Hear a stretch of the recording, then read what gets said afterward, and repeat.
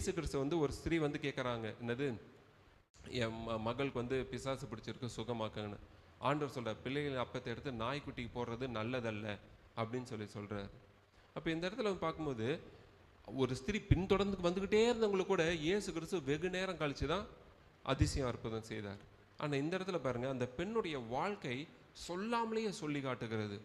அந்த மகளுடைய வாழ்க்கை, அவராக வந்தார், நிலைமையை அறிந்து கொண்டார், அந்த மகளின் கண்ணீரை பார்த்தார், சூழ்நிலையை புரிந்து கொண்டார், அந்த படுத்திருக்கிறது வாலிபன் என்று சொல்லி அறிந்து கொண்டார், ஒரே மகனை தெரிந்து கொண்டார், ஜீவனை கொடுத்தார். ஹல்லேலூயா! இதுதான் இயேசு கிறிஸ்துவின் அன்பு. தேடி வந்து உதவி செய்கிறார்.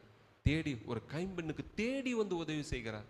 அவர் தேடி எத்தனை பேர் வருஷத்துக்கு ஓரத்தையாவது தொட்டுட்டு போகிறோன்னு சொல்லி சொன்னவங்களாம் இருந்தாங்க. அத்தனை பேருக்கும் உதவி செய்தார். ஆனால் இவராக போயிட்டு கேட்காமலே உதவி செய்கிறார். அதுதான் விதவைகளின்